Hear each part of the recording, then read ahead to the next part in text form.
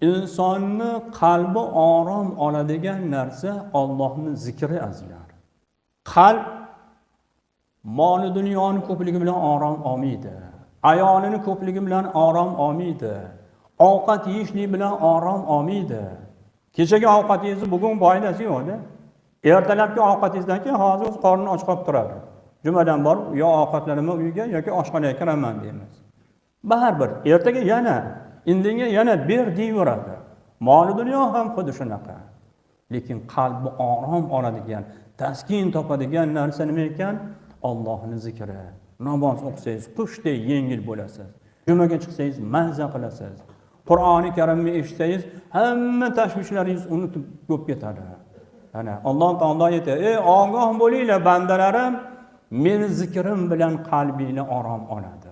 Bizni yaratgan Alloh bizga nima kerakligini biladi.